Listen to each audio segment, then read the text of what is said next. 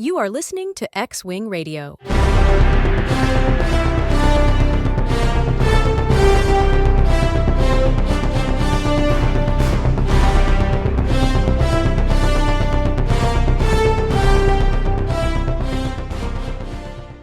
Welcome back, all you Knights of the Brotherhood of Darkness. I'm David, that's Wesley, and you just tuned in to X-Wing Radio, your bi-weekly podcast from a galaxy far, far away. Hello and welcome back.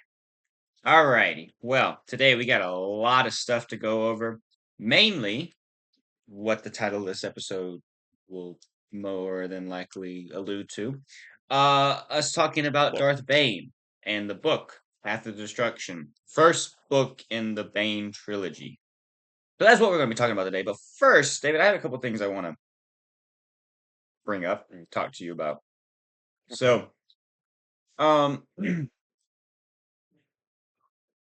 completely, well, not completely random. We talked about, let's see, maybe, what was it? 4, no, this is, let's see, so let's see, 4 to 6 weeks ago, we talked about, Skeleton Crew. Mhm. Remember talking about that? Barely. Apparently, Jude Law is confirmed somewhere, somehow, in some way, that, Jod doesn't know what he's doing with a lightsaber. That's what this report here is saying. And that was kind of per Jude Law saying apparently it was the idea that let's see, they liked the idea that he had no lightsaber training. So I kind of want to bring this thought up with us talking about this because they mention, right, there's a whole lot of randomness to Jod in that show. He mentions, if he was telling the truth, about being a Jedi, about being a Padawan, and presumably about being around during Order 66, seeing his master die.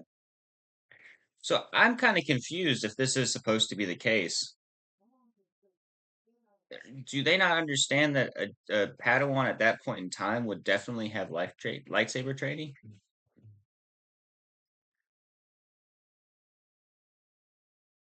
I mean, they should have.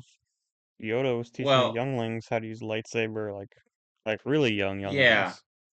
yeah. So that's the thought I had when I first read this. Now, this comes from a I'm not entirely sure how trusted this source is. Honestly, when I look at this page, it's called Star Wars News. It is not a in correlation with Star Wars. I don't know, let's say how trusted it is or where they get their information from. I could look into it a little bit deeper. My thought more with bringing up anything that I find on this page is more just to have a conversation about it and less to bring actual factual evidence.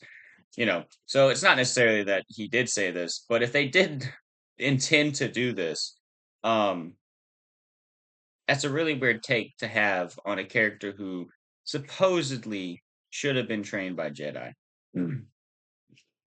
There's a lot of problems people have with the show Skeleton Crew, and while we obviously have already given our thoughts and opinions on it, I will say that there were some things that could have been done better. His character could have been fleshed out a little bit more. Well enough for the show, but like they left some things unanswered. Now, David, I'm sure you've heard of this, because it's something that I've. Why is there someone else in this? That is a good question. Um, Honestly, yeah, I didn't so even realize it was her at first. I was kind of Yeah, just like so this random for person's. those of y'all listening, because I'm not cutting this out. Um, on our Discord call, Maggie, who's been on the podcast before, just joined. So yeah, She hasn't been on in a while. Hi yeah, guys. It wasn't even They go named this way when I back. was on it. yeah, but Yeah, also we're exactly. not recording the. Well, actually, technically, we are recording the call, so I could get your voice out of that. So yeah, Well, I thought you would cut this part out, so I'm just gonna leave. Bye, Maggie. Hi, Wesley. I miss you already. I know. I'm just like that. So yeah, that was a unexpected disruption. Um, Yeah. Yeah. No, literally, I looked over and I was like, wait, who just randomly, like, I saw something flicker. I was like, I didn't realize it was her at first. okay, so I saw the thing come up before she turned her camera on, and I thought like you were like trying to share something or something. It's like, I thought you were doing the same thing, honestly, too. All right, yeah. back on topic, David. How would you feel? I'm sure you've seen this before. I might even send it to you. But how would you feel of a Star Wars movie in the style of John Wick?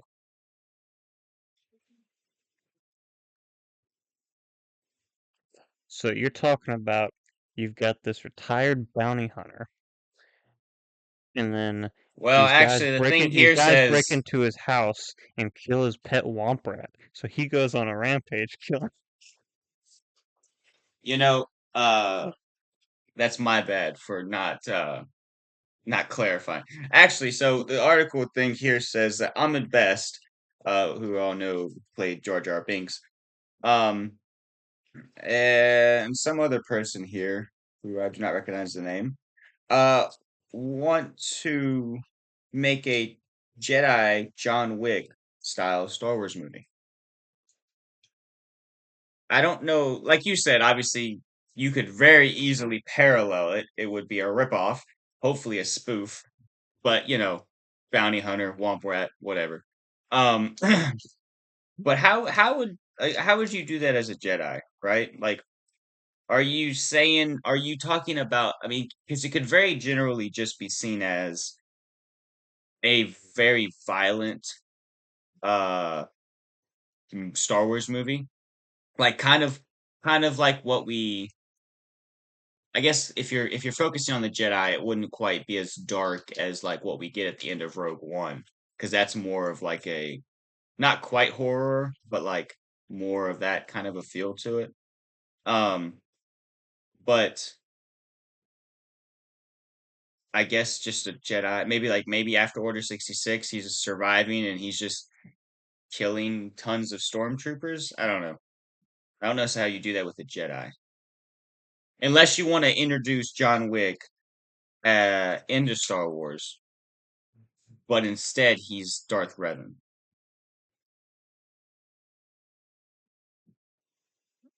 I don't know Keanu how well Reeves that would as Darth work. Revan. What? I don't know. I feel like Keanu maybe 10 years ago. Yeah, and that's the problem is that honestly he's a little old for the role right now. But his look, especially like you said, from 10 years ago or so, would have been perfect for it.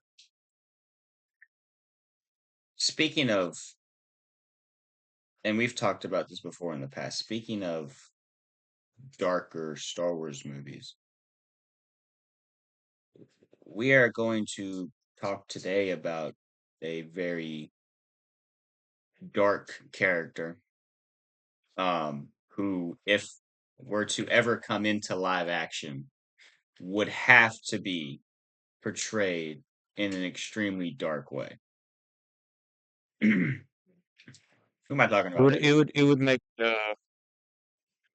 if they made movies with Darth Bane.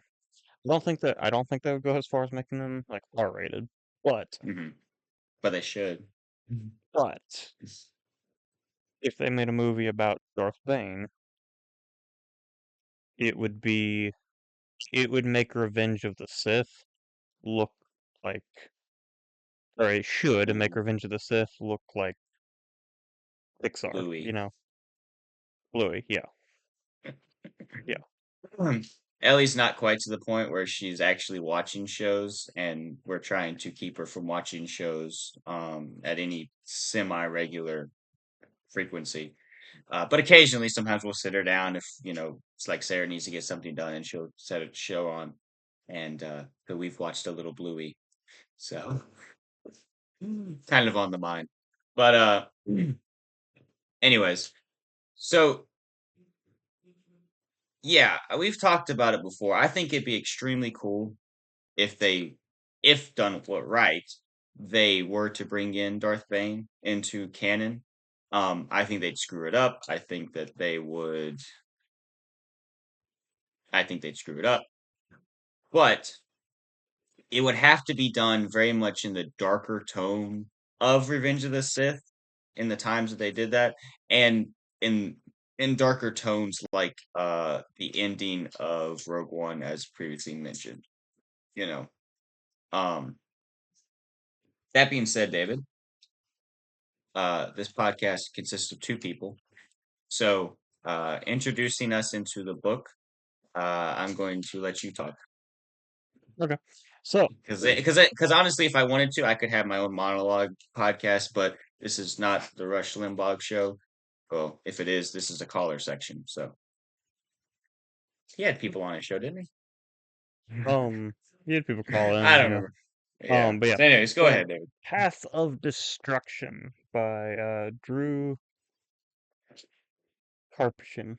I don't know how to pronounce the last name. I really screwed that up. I do not know how to pronounce it, and I apologize. But Maybe we shouldn't let David talk anymore. That's enough. That's your quota for today.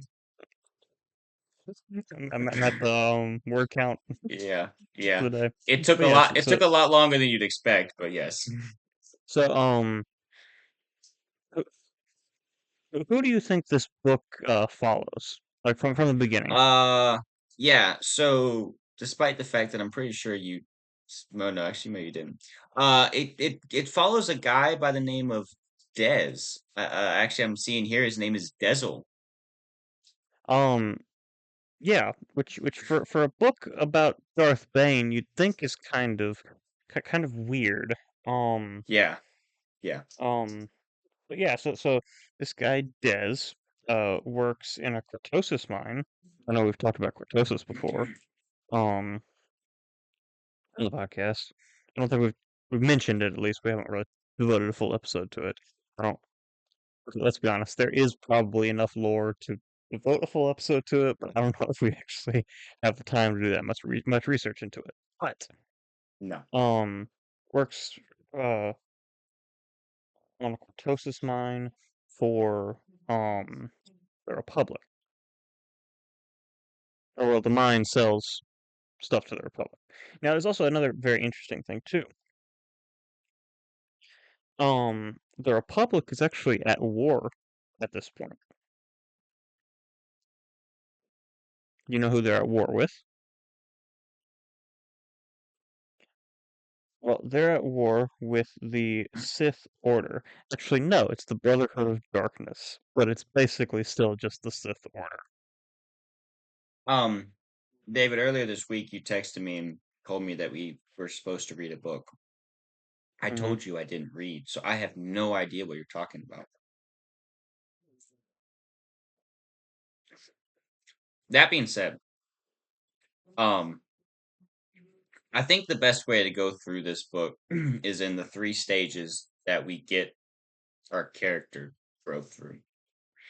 So, as you've mentioned, we have Des on Apatros, hmm an outer rim planet strictly dedicated to mining cortosis. Um, there's some over. I don't know if I can see if they have a. They don't dive into it. I don't think too much here. That there's some. Uh, there's some company. What's it called? They don't have a name for the company. So there's some company that they work for, and essentially you just constantly are getting into more debt and having to pay it off by working in the mines, and you're just hmm basically there for your life. So we have three stages I see it as in this book. We have Des, we have Bane, and then we have Darth Bane. hmm And this is the progression that we get throughout the book. The character And turning. there actually are three parts to the book, and it kind of does parallel that. Hmm. So I didn't notice that thir- there's 30 chapters in this, or Hmm. 31 chapters. And they're roughly like 10 chapters each for each book. Um, yeah, it is interesting, kind of that aspect of it. So, why don't you tell us a little bit about Dez or Gezel, I guess his full name is. Yeah. Well, we're just calling him Dez because he's cool. He's actually at this point in time he's probably around 20, 22, somewhere around our age, David. Hmm. Early 20s he is. He's been working in the mine since he was a kid. They said about 10 years, maybe about 12. So he's probably been working since he's about 12 or 13. He's been working in the mines. Important thing to know about is that Hearst, who is his father, died many years ago. Been dead for a while. Uh, and so apparently, I think it's on the anniversary, quote unquote, of his father's death. Uh, Dez gets into a fight with another one of the older miners. Now, one thing to know about these mines is that cortosis we've talked about, as mentioned in the past. Cortosis is a substance that is able to withstand lightsabers. So this is not just some soft material to be mining. These are actually when we first go in and we meet Dez, he's mining a vein, and he has been at it for 8 or more hours straight in the Hmm. mines, and he has a jackhammer or whatever, and he's been on it for that period of time, and it breaks. Um, so these things are extremely excruciating, not excruciating pain, but a lot of endurance to have to be down in here. Uh, you know, Dez has been in there for 10 years. He is pure muscle because this is just his life. It is a point that keeps coming back to, I keep coming back to is just how big and massive of a man not Hurst, Dez is. Dez is a Hmm. human male. So that is one thing to when you're picturing the character. He is a human male, but he's an extremely big guy. Probably you can liken him to like some of the bodybuilders that you see, but it's all like a natural muscle building. Um But he gets into a fight, ends up biting off a finger of one of the other guys. But one thing that's interesting is the way that they start to subtly hint at his force sensitivity. Hmm. They talk about So it as if he it's knew what was going to happen before it happens, and it's not all the time, but it's kind of every once in a while he'll have very these very tingles or whatever. reminiscent of Palpatine in the Darth Plagueis hmm novel. I, There are I do want to several bring that up. points where I was like that's like that reminds me so much of Palpatine in the Darth Plagueis novel. I do want to bring that up with the parallel between this being a book about a Sith and the Plagueis novel, where while halfway through the book we flip on who the Sith we're following is, it's still a book following the Sith. And it's interesting how, like in this book, and again also in the Plagueis novel, how they kind of you have to make your main character someone that the audience either has an interest in or kind of wants to root for. Hmm. And it's interesting to see how they go about doing that. Like you are rooting for Bane in this book. You're rooting for him to get off of Patros. You're rooting for him later on as he's dealing with things at the Sith Academy. And then later on, as he's off on his own trying to overthrow the Brotherhood of Darkness. Like you're rooting for him this whole entire time, despite the fact that if you were an outsider looking in, you'd be like, oh, that guy is evil. I mean, obviously, Hmm. as the reader of the book, you are an outsider looking in, but you still get like the inner thoughts and you Which know what's going on. probably now I'll save this for the end. I'll save that comment for the end. But yeah, it is interesting.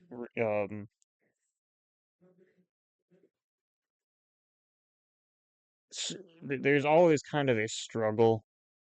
I feel like portraying a villain to be likable, Mm, which, you know, okay, Des or Darth Bane, because spoiler warning, becomes Bane.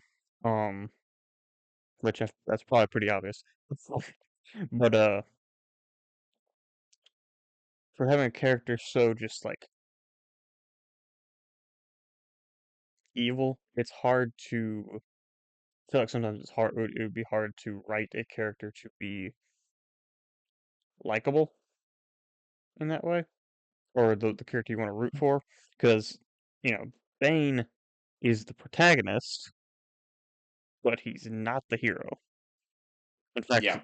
in fact, in this book there really is no hero, which is another interesting thing.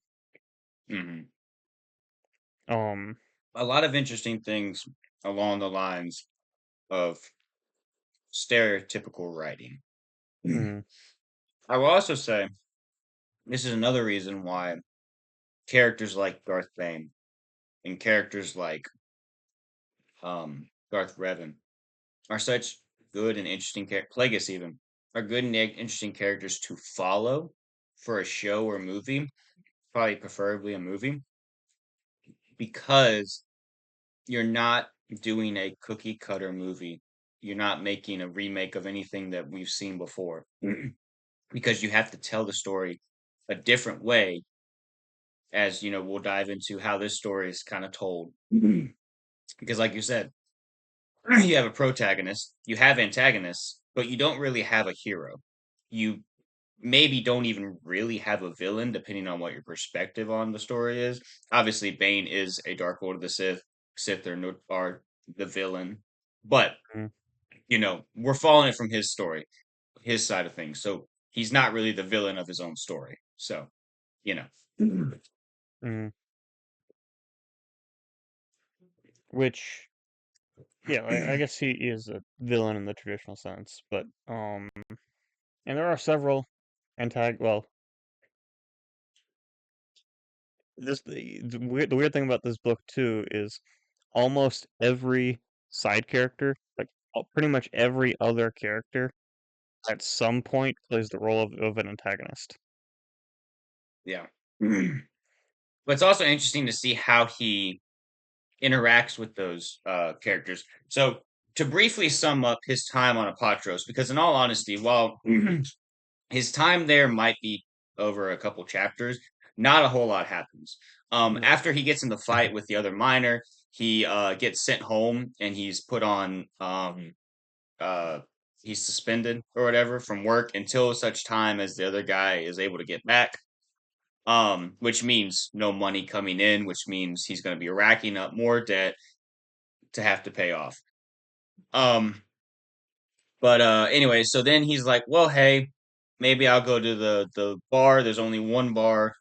There's only one cantina in town.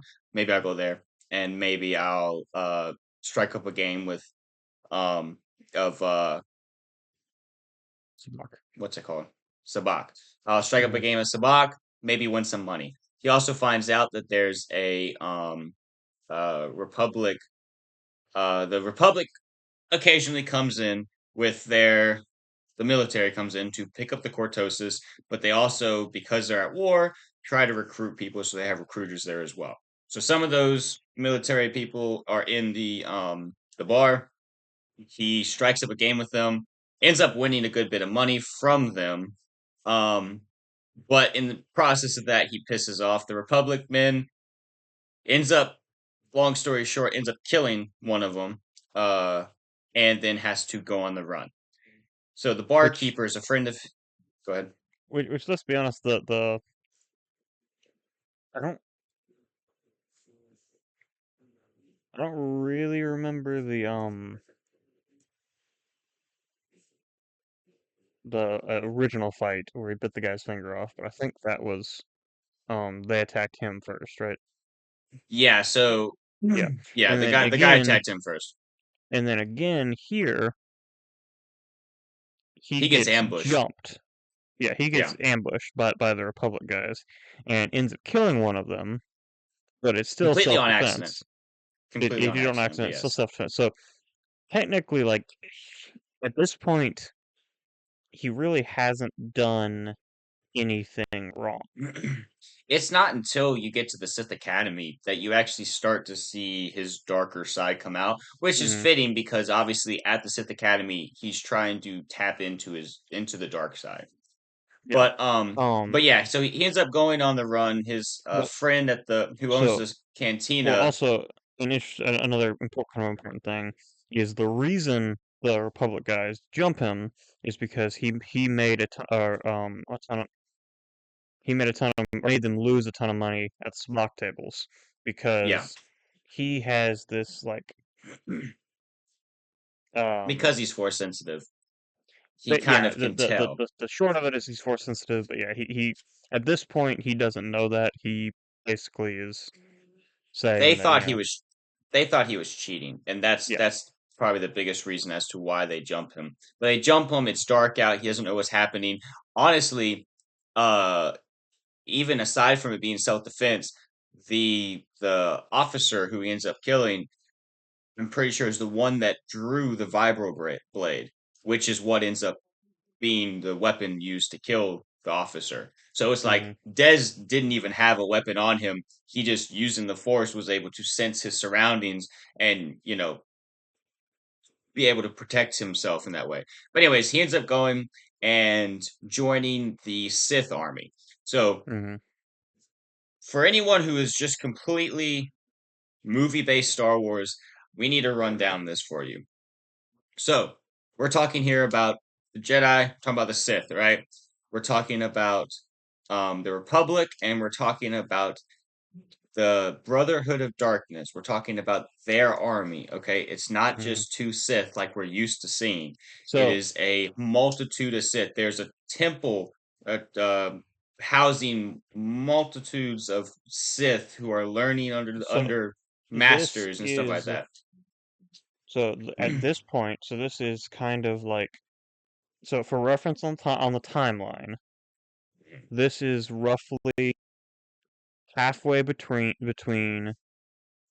the events of Knights of the Old Republic and the Phantom Menace. Roughly, it's about a few thousand years before um Phantom Menace, but it's also a few thousand years after Knights of the Old Republic. Um, Let's see. So I think it's around 1,000 BBY when the Brotherhood is destroyed. Is that if that's what this thing here is saying? okay, Um, so it's a thousand years. Knights of the Old Republic takes place about 3,000 years before this. Yeah, so Um, again, maybe not exactly in the middle, but it's between. but So, it's a big event that takes place in mm, between the two. yes. So before this, there had been several different Sith orders. They all pretty much destroyed each other from the inside. Mm. It's just the It's like cycle of the Sith Order built, they build a Sith Order, and then, one or two of the Sith want all the power, and so they, mhm. end up basically starting a civil war within the Sith Order, and it destroys itself. Um, So this most recent order is ruled or headed by Lord Khan, which is a fallen Jedi who, obviously went on his own way to establish the Brotherhood of Darkness, um, retook back Korriban, which is the Sith homeworld. um, I do actually find it interesting talking about the temples that the Sith have at this point. They mention at least one on Dathomir, which is mhm. an interesting thing. They have a temple on Dathomir where they have, I don't know if it necessarily would be Sith being trained there, but dark side users nonetheless, allies at the very least. Um, but uh, but that being said, Bane is enlisted in the Sith military. So it's one thing like, okay, if you've ever played Knights of the Old Republic, in that there is a Sith empire that Mhm. is who Revan and Malik are leading in their battle against the Republic during the game's events. So you have the Sith army, you have the Sith Empire, and then you have the Sith Lords who kind of rule over it. And so Bane is in the military at this point in time. Uh, you could probably think very similarly to like the Clone Wars, where you have a military, you have Jedi who sometimes fight alongside them, but it's mostly just the military fighting there. hmm I think he's a sergeant at this point of his little what's it called, the squadron He that he's a gets part of. promoted to sergeant because, again, being force sensitive, he can sense a lot of things. He can, um, basically, he's a really good soldier. He Yeah. pretty much has been leading his um unit. Mhm. He's a very good strategist too. They've Yeah. seen. He's not the captain or commander of his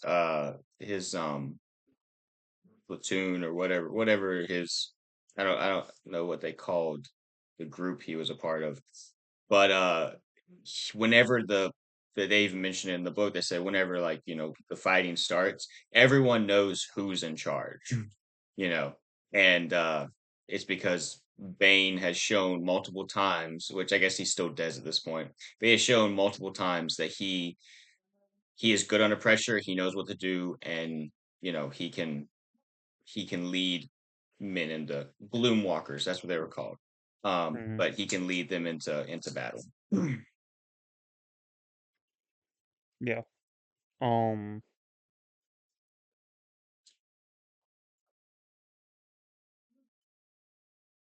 Anyway, so basically,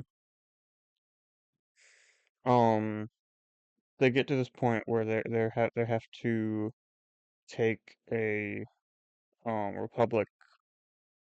I think it was an airbase, right? Yeah, some kind of an outpost, but I think maybe it was an airbase. Outpost, airbase, something like that.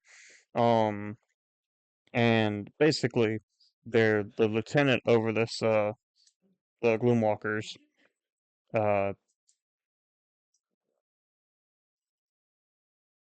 was it what did it was he opted to attack at night or something, So what it or during the was, day or whatever? I can't they remember. were going to be told to attack during the day. Uh, That's right. Des didn't agree with it, but the fact that um this was coming straight from the Dark Lords, which means the Sith who aren't extremely patient, he wasn't going to question him. And so what Des ends up doing is he uh, knocks out his lieutenant and says, "Hey, if you follow me, we're doing something that we could probably get court-martialed over, maybe worse. But this is not going to be a good thing. Like Mm, this is mutinous or whatever. But I think I have a better plan." So they end up going in, and they end up taking the outpost. yeah. One interesting thing that happens during the fight is Dez gets hit with a flash grenade, and in the process, snipes at least five more Republic soldiers, um, all through the force. Mm, Uh, but after this, it's just another one of the things that they're like, this guy is just different. Like he's different.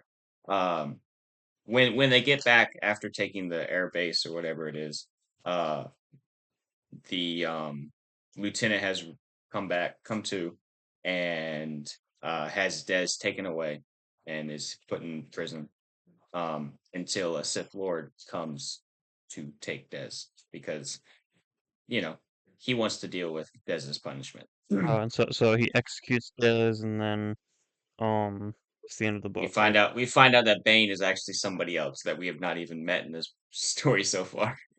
Yeah. Yeah. But no, basically the Sith Lord who Lord comes in, Kopej. Lord His Kopej, name who is comes in his and name is fun to say. yeah, who comes and collects um um Dez, basically tells him, hey dude, you're force sensitive. We're gonna train you as a Sith. Hmm. And so they go to I just lost the name of the Corbin. planet. Korban, yeah. Um they go to Korban and why is my laptop time? Apparently my charger wasn't plugged in all the way. But yeah, so they Love go to love when it dies on you and you're like, you're plugged in, and you look and you're like, no, you're not. yeah, it just said battery saver 0. mode's on. I'm like, you're plugged in. Like, oh, yeah, okay. That makes sense. Anyway, yeah, they go to Korban. And then the two Sith Lords over the Academy on Korban are, of course, Lord Kopej and Lord Quartus. Yeah. Um. So the Sith Academy is kind of interesting. Mm-hmm. So you know how the Jedi Academy. Well, obviously, one thing with the Jedi is they start uh training kids really young, right? With the Sith, it really doesn't matter. They do I mean, they obviously have people from all walks of life coming. Sometimes they're fallen Jedi, sometimes, they Mm-hmm. find them late. But they do talk about in the book how the Jedi do get them so late. They can't really be too picky if they Mm-hmm. want to grow their numbers. Which, okay, so the reason that because like you said earlier, with the Sith and the fact that they've had many different orders, they've all fallen to infighting. And Lord Khan is established the Brotherhood of Darkness in an attempt to change the ideology of the Sith. Um, being that all Sith are Sith lords, they're all equal, you know. Mm-hmm. There's no need for a power struggle, you know. Uh, Also, they an they are interesting. they need to Mm, come together to be able to destroy the Jedi. That's why they want to grow their numbers to be more Also, powerful. an interesting thing is the Brotherhood ditched the title of Darth. Yeah. There's no Darths. They're all Dark hmm Lord. Yeah. So that is an interesting and important thing to keep in Mm, mind as we continue talking about Bane as he goes on. mm. Um, Which, of course, so at this point, he also changes his name to Bane. Um, yeah. He growing up, his dad called him the bane of his existence, and mhm. so he kind of takes that thoughts of his father who he doesn't like and who hated him, and just kind of Which takes that anger and let's talk about moves his it. dad for a second, because hmm we also find out something else that Bane realizes at this point hmm about his father. And hmm so this is another point where you're kind of like very much so reminding me of Palpatine.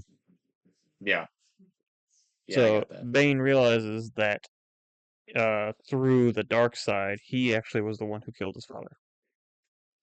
Yeah, They don't so even really dwell on it that much. It's just kind of a mention, like almost mentioned in passing. it's a very much like just a realization moment. Yeah. Um, but Bane ends up remembering the night his father died, and his dad comes home and just ends up beating him.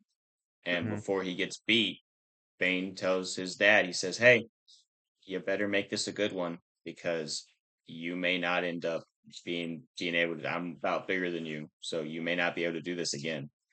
And he makes it a good one. And Bane's in his bed later that night crying, and probably more out of frustration than pain or anything. But he's sitting there crying, and the whole time he's saying you know, something about I wish you would die, I wish you would die, whatever. And what he realizes, because his dad ends up dying from a heart attack, is that he pretty much just strangled his dad's heart at that point in time, which would have been his first act of murder, I guess. The Hmm. other, well, the fight in the mine didn't end in the death of anyone, but the trooper, and then obviously he's killed many different people in the war. Hmm. So but this would have been like the first time, and he didn't even realize at the time that it was like a conscious attack of Mm. sorts. So this is actually a point. Like I said, I know I said earlier he hadn't done it. Like even at that point, he really hadn't done anything wrong after he killed the officer. But But this is the first time we are aware of this, and he yes, is too, honestly. yes. But yes, that would have been a murder. I mean, even though, yeah, crappy situation, abusive dad and stuff. But Now that being said, so talking about first murders, um, so when Bane first gets to the temple, so the way that and you mentioned this, how it's interesting with the Sith temple and the order and everything. mm, When the Sith come there, only they have classes for everyone to be around, mm, but the ones who excel are the ones who get special teaching from the masters. mm, Bane isn't at that point yet.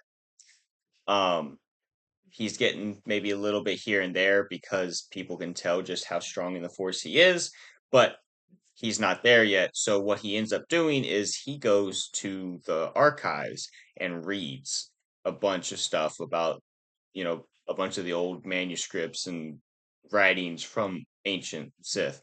One of which is Darth Revan, who we've mentioned a lot, and that is a important thing that we will touch on because it So comes back multiple times throughout the book. another interesting But point too is the uh, fact that well, okay, for one thing, Korban is like so there are several other Sith academies, but Korban is like the elite Sith academy.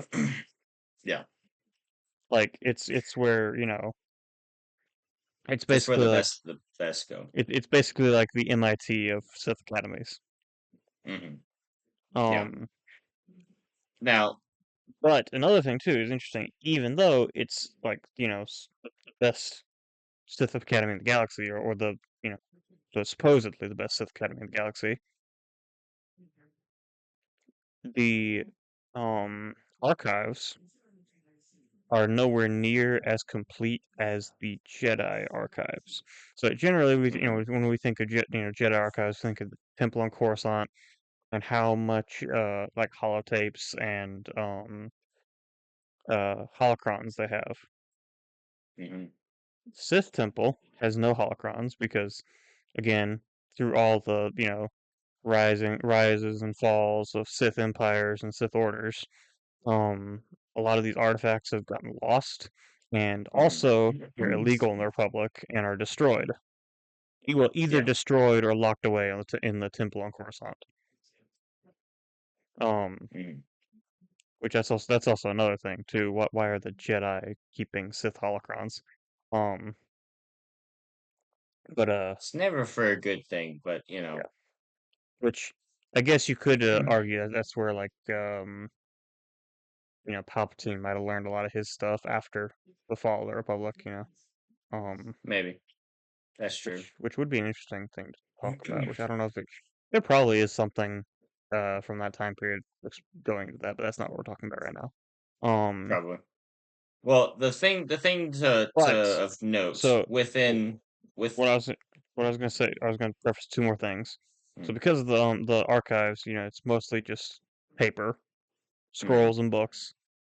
But also, none of the other Sith at the Academy, none of the students and none of the Dark Lords, see any value to the archives. yeah. So Bane is definitely growing by leaps and bounds, which does end up getting seen by the other masters, and they do end up taking him a little bit underneath his wing. But the Hmm. point of this is that Dez, so they have their uh saber training class or whatever. Their fighting swords training class, whatever you want to call it. I forget what they call it. But they have that class, and at the end of the class, they circle up and they allow any students to challenge another student. And the reason you do that is because if you beat another student who is seen as better than you get put above them. So you just constantly the thing of rising in the ranks. and Bane calls someone out, fights them, does really, really good, slips up, loses, but before he ends up getting beaten in the ring, he shows he shows just how powerful in the Force he is and kills him. Mm-hmm. Just strangles him with the Force. And this is the first time we actually see Bane commit a murder full on with just rage, not self defense or anything. It's after this that he ends up clicking in his mind that he probably ended up killing his father as well.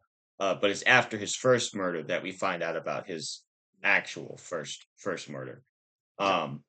Which I don't know if we could technically call that a murder, being that he didn't really know what he was doing. But anyways, I guess the thoughts of hate leading to someone's death still pertain as that. But this is kind of actually a turning point for Bane because they mention it many times throughout the book how he's not willing to embrace the dark side at this point, right? He's just dealt with all this, and like this is a chance for him to really rise in the ranks. But instead, he just like kind of pitters out a little bit. Mm-hmm. Like he doesn't go anywhere with this because he's not willing to embrace the dark side and willing to, you know, become stronger because of this. He kind of has some guilt for it, for both his father's death and for this other academy uh person's death. So, It is frowned upon to kill other members of the academy, mm, but at the same time, they don't really stop it. They just don't want people getting killed in the halls, essentially. mm. Yeah. So,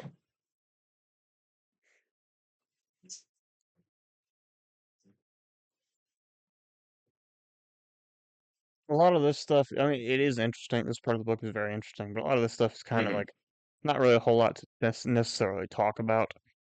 Um, so basically, as Bane's growing in power and stuff, he becomes one of the, I guess, like highest viewed students. But the um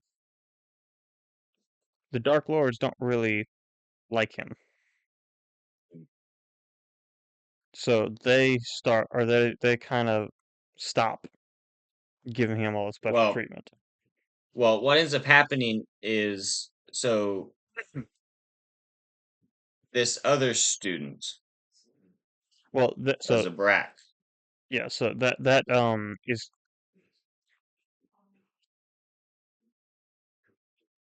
so that is kind of where all this is leading to. So I forget his name. I just saw it a second Well, I ago was in gonna the book. say he doesn't stop getting the special treatment until after he loses to the Zabrak.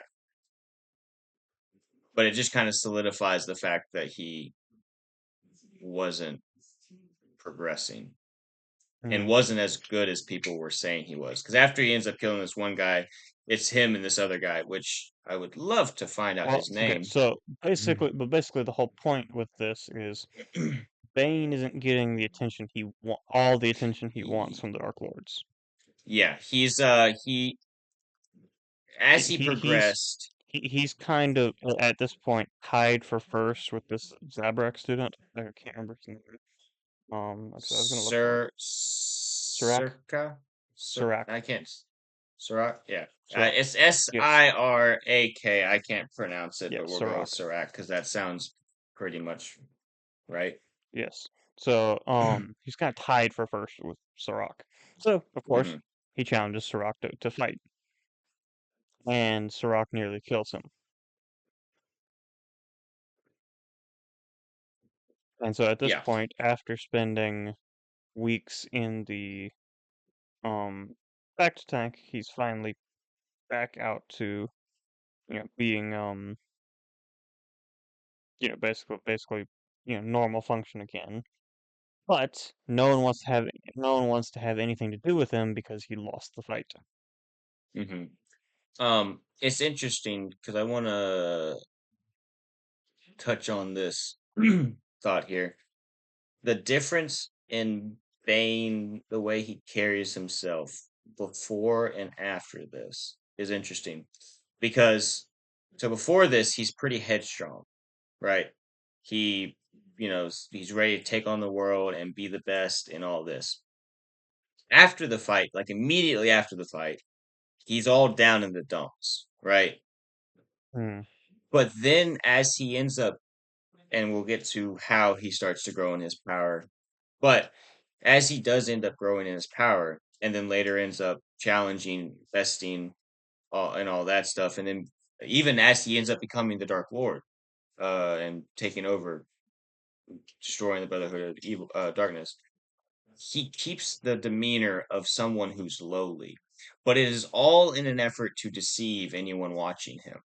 mm, Like he even makes that comment as he's like, I don't want to draw too much attention to myself.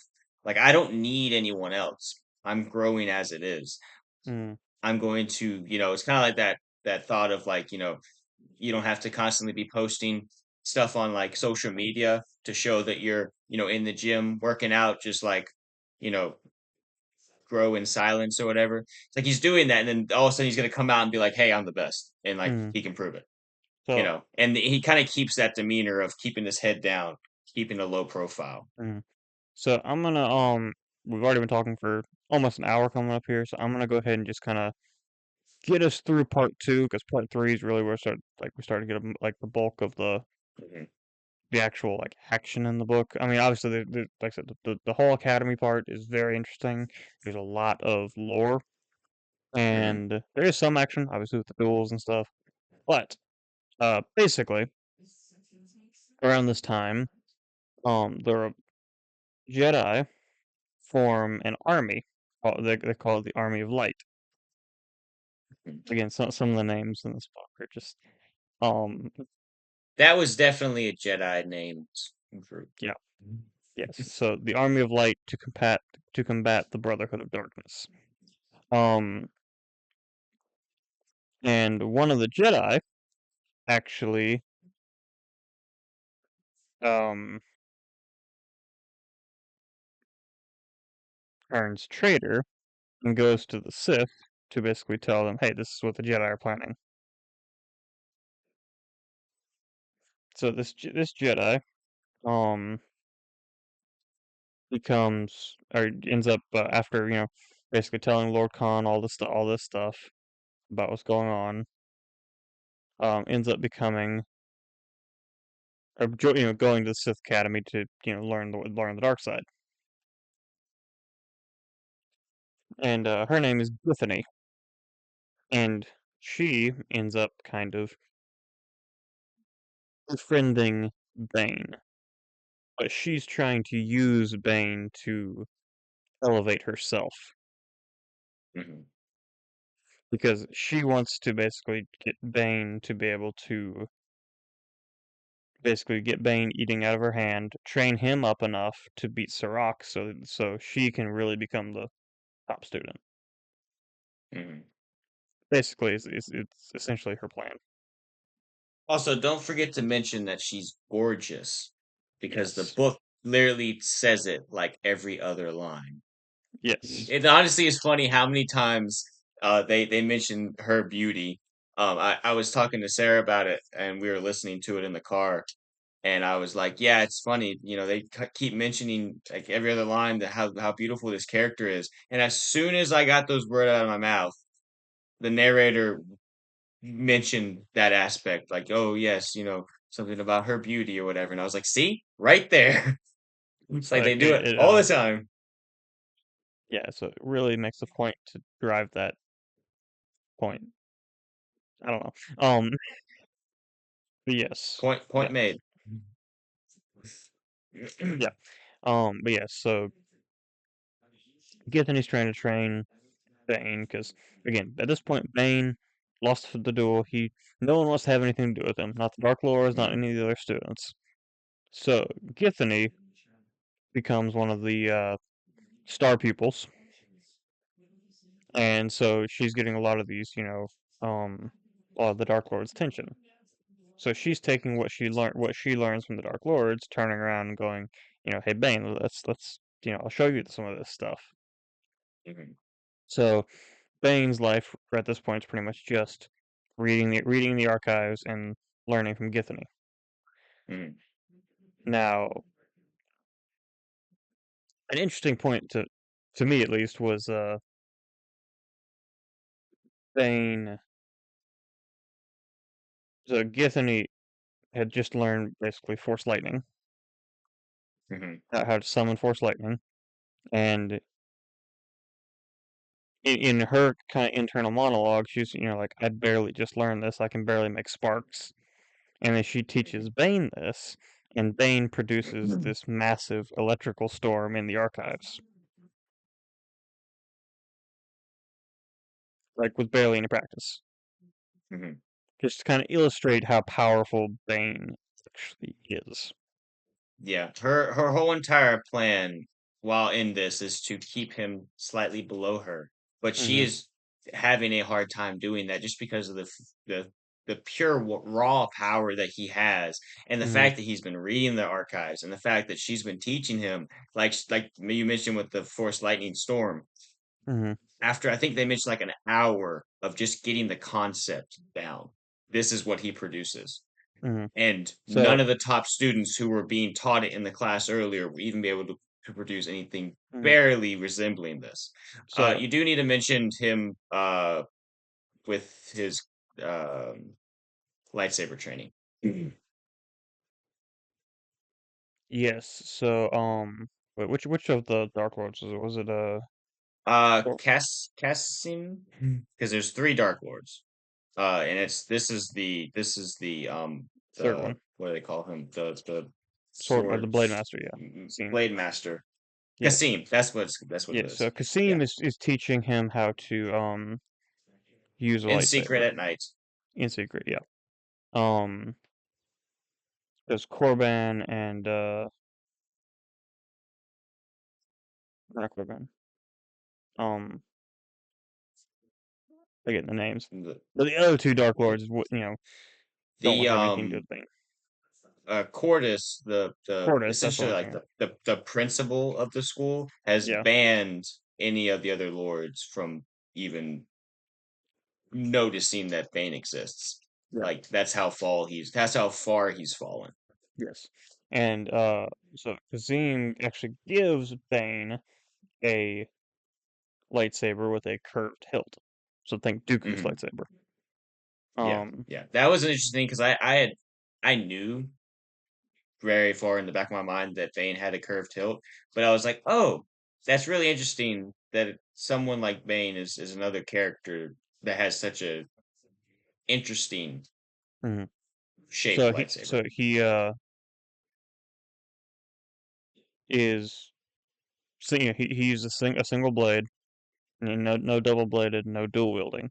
Which also another Mhm. thing, Kazim does not he tells the students that dual wielding is not actually a good like thing, not It's a very actually a flawed technique. yes. Um, Kasim is also a double has a double bladed lightsaber, so that's yes. one thing too. And so does Sarek, So, the Zabrak yes. Sarak. So So does he, the one that. basically all this is leading up to Bane has a rematch with Sirach Mhm. and beats him this time. However, Eh, there's an interesting point. He spares Sirach's life. yeah, the whole entire time him and Githany had been talking, they were planning on Bane uh killing him. Yes. Um,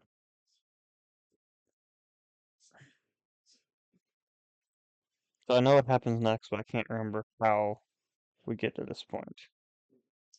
Um so after the duel, Githany ends up um fussing at him essentially. And in the process, she kind of thinks that he's going to do the exact same thing. She thinks that, like, once again, he had the chance to embrace the dark side and turns away from it, which in reality, at this point in time, he fully embraces the dark side. Um, and so she he ends up going after all of this, ends up going to the master, Cortus, headmaster guy, and ends up having some kind of a fight with him. I think after this point is when he leaves and goes Yeah, so to Bane the Valley of the Dark basically Lords. is basically the argument is over. Basically none of the Dark Lords and the Brotherhood view the past of the Sith as they view like the Sith of the Mm, past to be flawed. yeah. And since at this point Bane is the top student, they don't want him reading the archives because that Hmm. means that other people will go read the archives. And if they go read the archives, then they'll start thinking of the old ways, and the old ways are why they're constantly having struggles. So basically, um, Bane decides to go to the basically on Korban. There's like a valley of like ancient Sith tombs, and he decides, hey, I'm gonna go look for Sith artifacts here. And everyone tells him, no, all these Sith artifacts have been the grave robbers and Jedi have stolen all this stuff. There's nothing there anymore. Mhm. But he goes anyway. Um, while he's gone, Githany decides that he's not as corruptible as she thought. So she decides that Sirach is actually the one that, or she's gonna get Sirach to kill Bane. You know what I find is funny at this point is that they mention when Cordis and Kasim and I don't know if actually it was Kasim or if it was Cordis and whoever the other lord was. But anyways, I guess it was Cordis and Kasim. Anyways, they're talking about how like dangerous it is in the Valley of the Dark Lords, just with like wildlife and stuff like that. And Githany even I think makes a comment about it being dangerous out there. And then after all that, they're like, yeah, but we know he's going to survive. When he survives, we're going to kill him. It's Mm, like he's going out, he's going to survive this like really tough trial of surviving out there. And then you expect for when he comes back that you're going to be able to beat him. Like you already so know you're more powerful. I mean, obviously he's going to be like uh weary from the journey and stuff like that. But it's at the same time, it's like they have the audacity to think, and I found this funny when I was listening to it. They have the audacity to think after all he's done that they, even teamed up, would be able to beat him. You know. mm, so while Bane is gone, so the Brotherhood of Darkness has been fighting the Army of Light for a while now, and they're on what planet is this? Right. Wait, no, it's not Ryloth. That's the one I'm having. Let's Rusan. see. It is Rusan. Yep. Yep, Rusan. So Rusan is kind of like mid-rim. Mhm. Basically, it's a very strategic point for both the Republic and the Brotherhood of Darkness. So they've been at war on this planet for a while now, and Lord Khan basically says, "Okay, I need all all available Sith, including." So before this, he basically pulled out of all the other Sith academies and left the Sith Academy on Korban, because those were the star people, the really the best of the best. he's like, okay, I need you guys now, so let's come, bring all of our Sith here to try to win this war. That's while Bane is gone. When he gets back, Um, good. oh, I was gonna mention that it might be an inner thought that Cortez has, but his thought with Bane is that maybe he'll get lucky and Bane will die out in the Valley of the Dark Lords because it's kind of starting to become a reality. This is kind of when they start to transition in the book because there's not like a clear line. I know that there's maybe three parts to the book, but there's not really a specific clear line that you see where Bane goes from Bane to Darth Bane. Like that it's kind of a gradual like, but this is a point in the book where they look at Bane and they're like, he might be a threat to our power. So Cortez is hoping that Bane maybe dies or that they ship out before Bane shows up because he thinks that he might cause some discourse among the Brotherhood. Hmm. And while they call for reinforcements while Bane is gone, he gets back before they leave. Now that being said, Bane doesn't find anything in the Valley of the Dark Lords. No, he does He's not. out there for a while, but he doesn't find anything whatsoever. Which is interesting. You think that, you would find something. Actually, I think there are other books or comics maybe that go over like different things that were at least at one time found in the Valley of the Dark Lords. We know in Star Wars, and this is kind of one thing too that Bane was hoping to find, but that Sith lords oftentimes would kind of tether themselves in the spirit realm, tether themselves to their grave and like haunt their grave. Um, but he doesn't find anything. It's completely like it comes up completely empty. Hmm. But he gets back, and when he gets back, Githany, who they've kind of started to get somewhat of it's all them playing chess over here, but they've started to kind of have a romantic thing going for them Hmm. towards each other. And Githany comes back and essentially starts the plan for Surik to kill Bane. Hmm. So basically, long story short, Sirach and two other Zabraks. I don't know, were they siblings or were they just friends? I I can't think they remember. might have been siblings. Well, I don't know if they all were siblings. I think the two were siblings. They don't mention their names. I don't believe. They might mention their But names, anyway, but it's there there very, were very there were two briefly. other Zabraks and Sirach who jumped Bane in the archives, and Bane ends up killing both or all three of them. Which is interesting. I do want to bring this up again, going back to the power of Bane. Um, when he leaves, Bane does not take his lightsaber. Mm, He follows Githany. He's not actually aware that he does sense, I think, some kind of treachery coming, but he's not really, I guess, worried about it because he mentions it. He's like he wasn't aware of the fact that Githany took his lightsaber because he has mm, his lightsaber during this fight.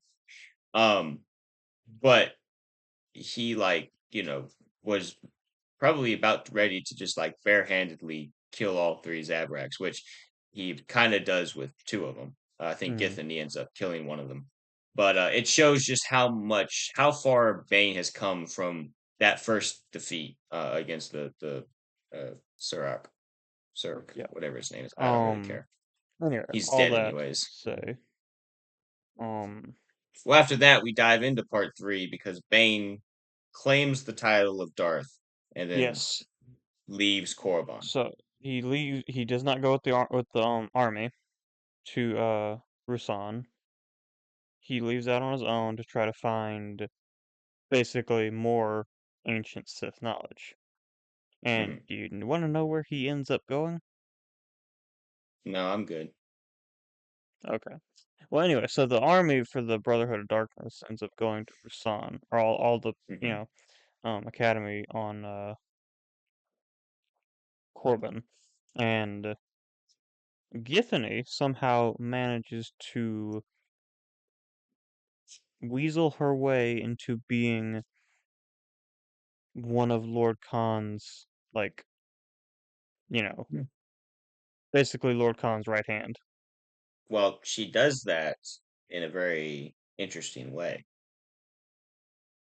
Oh, really? How'd she do that? Well, her and Bane have a connection. So Bane on this unknown, undisclosed planet.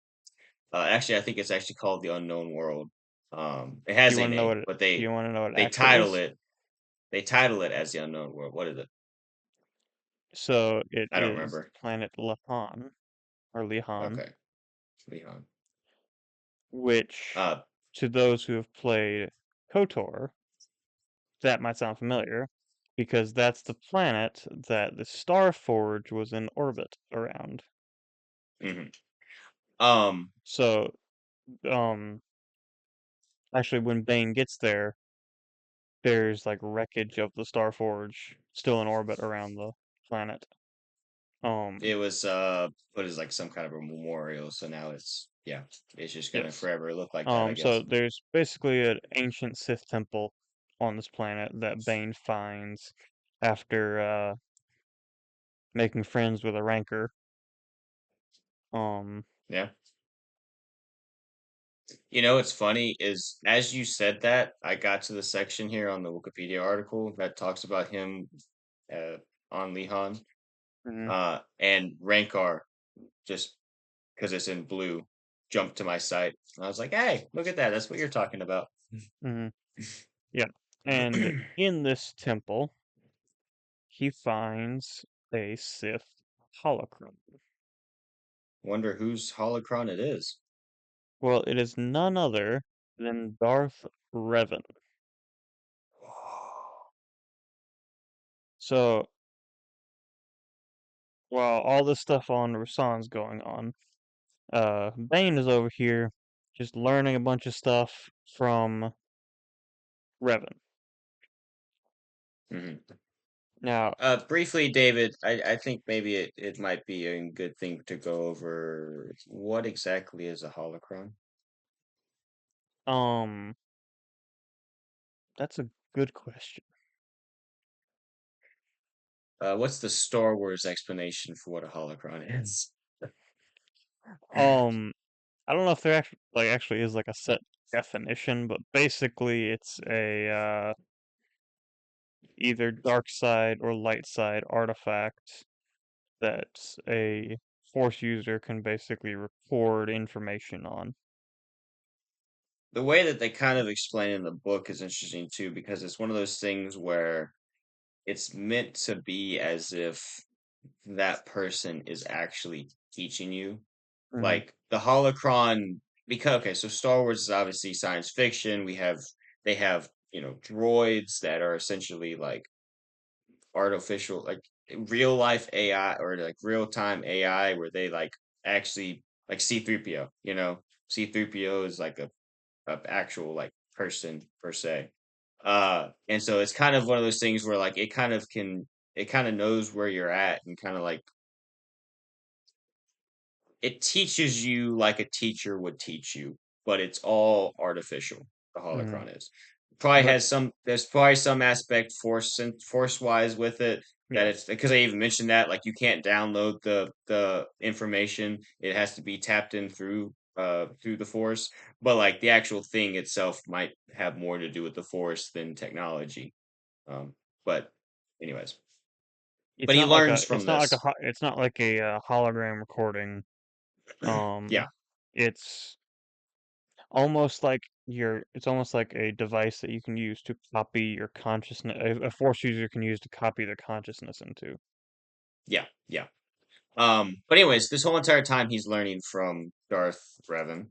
And there's a lot of things that he learns, a lot of different rituals that he learns. One important one being the thought bomb, which we'll get to in just a second. And then he also learns some principles from Darth Revan, some ancient Sith principles. It is interesting to find out that, like, while Darth Bane enacted the rule of two, which is what we know the Sith to be by, is, only two there are. One, a master to empower, or no, embody the dark side, and a apprentice to crave it, or something along those lines. Mm, Um, but it all starts because of what Bane learns from Revan. Revan essentially mm. So yeah, had the ideology of the rule of two. basically throughout this whole time learning on Lahan from Revan, Bane comes up with the rule of two, but also, he realizes, okay, so if the rule of two is the only way the Sith can actually be a thing, so I need to destroy the Brotherhood of Darkness. Hmm. Speaking of the Brotherhood of Darkness, you mentioned Githany's connection to Bane. What Mhm. exactly does that mean? Well, Githany comes to Khan one night and says, "Hey, so Bane's planning something. Don't really ask me how I know, but we have a connection and he's planning something and it's not going to be good for us. I know where he is, so maybe I should go talk to him." And Khan's like, "No, I don't like that idea, but I will send someone to go kill him." And so he sends none other than Kasim, the Blade Master, to go kill, or maybe not necessarily to kill, but they're planning on killing him anyways. But the thought is for him to go either see if he'll join the Brotherhood, or if he won't, then to finish him off there. Mm, Now, this is an interesting thing to be said, is that Bane is very much a person of detail. They show this throughout the book multiple times, where he's very detail oriented when he comes to his lightsaber training, and when he's going through the forms. He's very like he's down to he gets the basics down, and very very methodic with how he goes through it. He studies, obviously he went and studied the texts. He studies, lightsaber forms. He's fought against Kasim multiple times. Now, he's never fought against him at his full strength, but he's fought against him multiple times, and he knows a lot of the normal moves that Kasim uses. So that is something that will come into play here when him and Kasim end up fighting. Um, they do end up fighting, obviously, because Bane is not going to join the Brotherhood of Darkness. And Vane bests him pretty clearly. mhm. Um, Even but after he Kasim has a reveal, little yes, I was about good. to say, yeah, I was gonna Cassine say has he has a a little trick trick up up his his sleeve. sleeve. Yeah, Yeah. uh, his double-bladed lightsaber can split in two, Hmm. and despite what he told all of his students, dual wielding is actually very effective. Especially when Especially, none of your students know how to defend against it. yeah, which was the point, Yeah. that he's the blade master, he's always going to be better than his students. Yeah.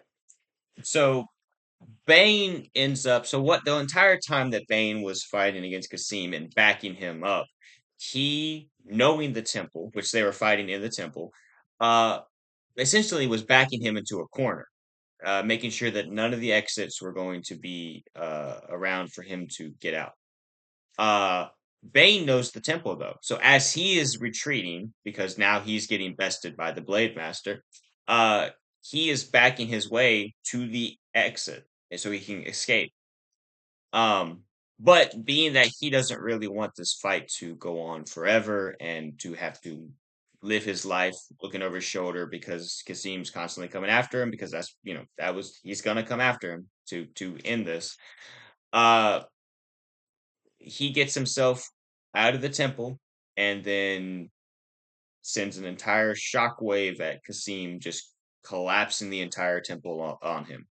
So it's interesting how this is the second time that we've seen Bane win a fight when he has been bested through a duel, but has shown that he is the more powerful Force user, you know?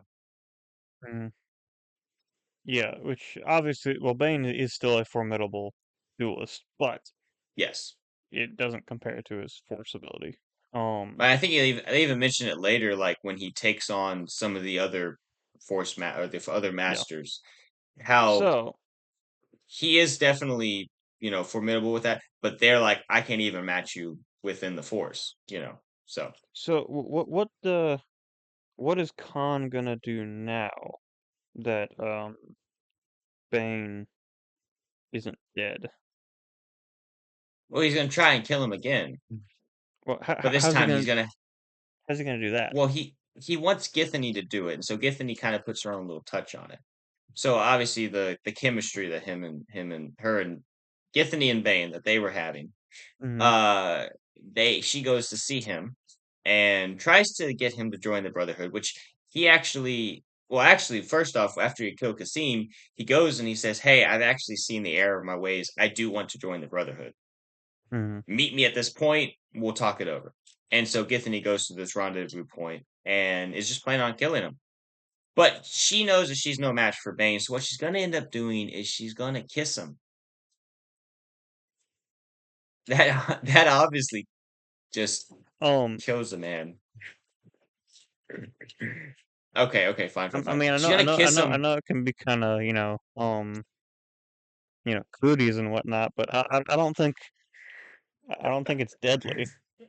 Ah, David, you've never had cooties, have you? No, no, no. So she actually has a some kind of a lipstick or whatever that's poisonous. Now, Bane actually detects the first poison. The And first after poison. well, give me a second. So after he detects the poison in her lips, he's like, let me go in for two more kisses. And but turns out that the first poison that he was tasting wasn't the only one. There was an underlining poison too that's actually much more deadly and a lot harder to detect because it doesn't have a taste sense or anything. So Bane, using the dark side, is able to get rid of that first poison, but the second one takes starts to kill him. I don't know. Um, turns Um, out though, huh? that he dies Well, and look, then the book's over. it turns out that he dies, and the trilogy is actually just a big ruse. Actually, what ends up happening, if I can find it here, uh, on the planet that he is on, which I do not know the name of, uh, he goes and finds out that there's a healer. Oh, it's Ambria. Ambria is the name Hmm. of the planet. Yeah, something But like on that. this planet, there is a healer. So this is essentially someone who's strong to the force, but only in a specific way, not like a normal force sensitive person. Hmm. Uh, and maybe not even necessarily that strong in the force, but like they're a doctor. So he knows of this guy, and he's like, all right, well, I'm gonna go to him. Long story short, he ends up getting there, and the healer's like, hey, I don't feel pain. You can't scare me. I'm not healing you. Watch this. Stick my hand in the pot. It's boiling, but my hand's fine. Well, my hand's not fine, but I don't feel it. Still eats the soup anyways. But So then, he because the healer won't heal him, Bane ends up dying, and then the healer becomes the new Darth Bane. That's who we follow. yes, because that's how this goes. Actually, turns out that Caleb is the name that I'm seeing here, and I just said it out loud because I was gonna just leave it at the healer. But anyways, he has a daughter, and Oh, uh, that's the only thing that the healer is willing to do anything for. So because now Bane knows about the daughter and can threaten him, which it was kind of a dumb idea for him to keep his daughter just like literally 2 feet away from him. Uh, because he literally looked behind. There's a tent there, and he's like, "Jean." But anyways, Caleb ends up healing him. The healer ends up healing him, and then Bane goes to see Khan because why not? He's planning on destroying them, so he better meet the guy he's going to destroy because up until this point, him and Lord Khan have not met. Wow. So I'm guessing he goes to Rusan. He does at some point. So another important thing that we kind of have glossed over up until this point is the Army of Light. Who's kind of over that? Because obviously we have Lord Khan over the Brotherhood of Darkness. Who's over the Army of Light? Well, David, you remember in history when they talk about the wars and you have Hannibal going over the Alps? Mm-hmm. Well, we have Hoth on Rusan, so it's pretty much the same thing. I thought Lord Hoth was a Hoth. planet. Well, he's not that big, not yet. But Not yet. What? I don't know, after years and years of eating, it's like a yo mama so fat joke. But anyways, so Your general so fat? yo general so fat he looked like a planet. Anyways, uh his name's a planet. I don't know. But it's I don't cold know. I don't because know if the he's planet is supposed to be named after General Hoth, but yeah. But yeah, which came first, the chicken or the egg? Well, we all know the planet came first because this book came out after the fact. But Lord Hoth, which is a title that he has as a Jedi, they call him Lord, something that doesn't happen later on in Star Wars or within the Mm, Jedi, which is an interesting thing, but not really delved into here. Lord Hoth is leading the Army of Light, the brother the Army of Light. Yeah. Is it? Oh, I was right the first time. That's crazy. That never Yeah. happens.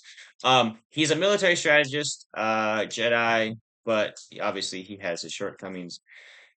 I will say there's a ton of things. Obviously, we're going to leave out so much in a 2 hour-ish long podcast. We're going to leave out so much from this book.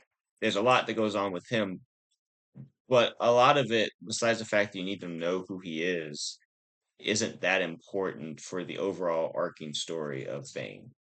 Mm. Unless there's something specific that you wanted to touch on. No, I just I just wanted to say we need to introduce this character because We did need to introduce the character. Khan and Hoth kind of have they know each other because Khan used to be a Jedi, and they have a still kind of have a big rivalry. You Hmm. know, Yeah. and so that's Khan's motivation Hmm. is he really wants to kill General Hoth, and so when Bane shows up, Khan is with the Dark Lords having basically a war council, Hmm. and then Bane just kind of waltzes in and sits down. And then basically is like, man, you're a wuss. And the funny thing is, this whole entire scene, just because of the ominous presence that Bane has and the way that he carries himself, Khan, the the leader of the Brotherhood of Darkness, is kind of like that nervous kid giving a speech in class, like he's Mm, like, and he's like, go on. He's like, I don't want to talk in front of you, but he ends up giving his plan, and Bane's like, you're thinking of this all wrong. You should just go out there and show your might mm, and not try to be so sneaky and strategic and all that. Like you're Dark Lords of the Sith. What are you doing? So what he ends up doing is he tricks them into using this ritual. Uh and it actually ends up going relatively good. Their plan is the Army of Light is in a forest, and their plan is to conjure up this storm that burns down all the trees and starts getting the army to run, and then they can just kind of pick them off as they're running. mm, um, it kind of works. They end up torching the forest, and then Khan breaks the ritual requires like everyone there to kind of channel Folk their power. into a single, in this case, Yeah, Bane. Bane. And when Khan breaks off from it, it kind of just cancels everything and it like mm, the thing it ends up stopping. But the interesting thing is like this is kind of Bane laying a seed of, hey, I've given you a ritual before and it's worked because there's another one that I want you to use and it won't work how you expect it to, but that's okay. You're not supposed to know that. mm. Which So is the thought bomb, which we mentioned earlier. yeah, so basically, long story short, because we've been talking for an hour and a half, kind of start wrapping things up here. It works. They the Sith or Khan immediately says, "Let's go, get in our ships and let's go, basically shoot, destroy them." And of course, Bane always has kind of the reaction of like, "You're thinking about this too much like a soldier and not enough like a Sith Lord," Yes. which is also, that means you need to die. Like that's Yes. basically Yes. his thought process. Um, so all the Sith go off to try to, attack the Jedi, except for Bane. He goes back to the Sith camp, and uh, was it Cordus? Mortis, I believe. Yeah, Cordus follows him. Um, basically tries to say, hey, you're obviously the real Dark Lord of the Sith. Um, I'll follow you and stuff, and Bane almost has this kind of moment of like, oh, maybe you're the apprentice I'm looking for, because he also kind of had the same thing with Githany, like, Hmm. maybe would make a good apprentice. So he thinks Cordus, maybe you might make a good apprentice, but then Cordus is basically says something along the lines of, you need to lead you need to be the leader of the Brotherhood, and we can build Hmm. another strong Sith Empire. And then Hmm. Bruce Bane's like, no, that's what I'm trying to not do. So he kills Literally, Cordus. literally on the spot of this, like him saying, you need to be the one to, rule the Brotherhood of Darkness. Bane reaches out the Force and just like he doesn't immediately kill him, but he like starts. Mm-hmm. I mean, he chokes him, and then like, dude, at this point, he's asking for mercy, and there's a point early in the book that's it's said multiple times, but it's a thing of anyone who asks for mercy doesn't deserve it, Mm-hmm. or something like that. Yeah. So Something Bane along ends those up lines. killing Cordus. So he ends up killing Then Cordus. he radios. Okay, so the Sith fleet has a blockade around Rusan. So there's Hmm. a blockade around Rusan, and then held back further in the system is the Jedi fleet Hmm. and Reinforcement Jedi or Jedi reinforcements, reinforcements. but they can't get past the blockade. So Bane orders the Sith fleet to engage, allowing the Jedi to slip through some gunships to reinforce the Jedi on the ground. Jedi Force on the Hmm. ground, which basically sends the Sith into full retreat because they're outnumbered now, Hmm. outmatched. Yeah. Now, it is important to mention, so at this point in time, the Sith end up going into a cave so that they can draw the Jedi in and spring a trap on them. That trap being the thought bomb. Now, we didn't mention this earlier, but the after Bane killed Kasim on uh Han. Lahan, he sent a message to Han ahead. He sent a message ahead with a gift attached to it, and it said that he wanted to join. Yada yada yada. The gift was the ritual, the thought bomb. And so Khan had been looking over this, memorizing it, thinking about it. It had constantly been in his mind, and now he's sitting here like, "Hey, this might be our last chance, to do this." So he gets all the Sith lords together in the back of the cave, and they start performing the ritual. Now, uh, who is it? Kupej. Cat Kopej. Kopej does not like the idea of the thought bomb. Now, David, do you want to briefly explain what the thought bomb is and what it So, does? well, do you want me to explain what it is, or what Khan thinks it is? Explain what it is first, and then we'll go into depth on what Khan thinks it is. So basically, it's a ritual that basically,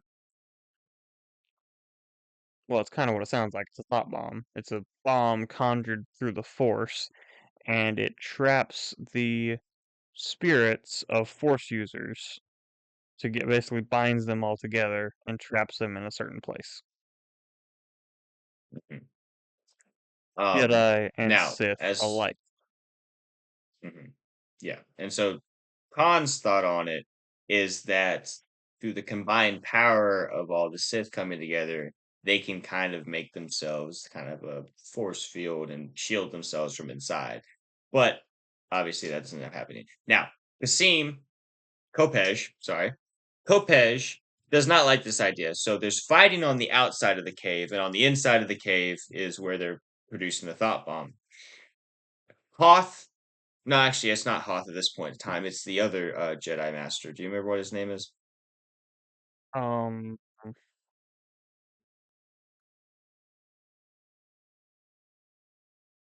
don't. So I saw it just a second ago, Okay. but I don't remember what it is. Well, if you find it, speak it out. But I'm gonna just keep on with it. Anyways, so this other Jedi Master finds Kopej, and Kopej says, "Hey, I will tell you what Khan is planning, but you have to promise to kill me, like right now." And he's like, "Okay, this goes against everything I believe in, but hey, I will concede because you seem like this is the only thing you're willing to agree to." So Kopej tells this other Jedi about the thought bomb, and him and Hoth both know what that means and know what's going to end up happening. Farfalla is the other Um, Jedi Master. Farfalla Yeah, with an F. yeah. Okay. So what ends up happening is Hoth says, "Hey, you need to go. I will lead a couple troops into the cave to attack, allow them to set the bomb off, and we can end this. But I don't want everyone getting caught up in this." So they had to take enough men that it seemed like they needed to let the bomb off. So he only took 99 other men other than him. So that was 100 total. Mhm. And he goes through and has to handpick because everyone who's a part of the Army of Light offers to go. He said, "I'm not going to order anyone to go in here. It's all going to be volunteer basis. Because Everyone volunteers to because go in." they all basically knew it's a suicide mission. They're not coming out. Yeah, it is a suicide mission. They know that they're going to die. And so they don't go into specifics because there's no Jedi at this point in time that we are aware of, but they go in, set the bomb off, and there's an interesting part of it.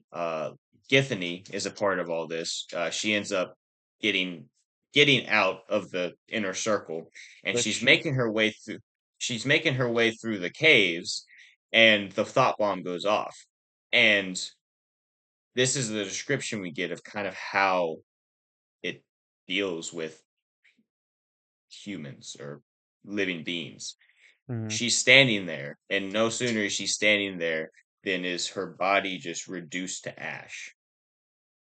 Like she kind of like through it feels it, but also feels nothing at that mhm, point.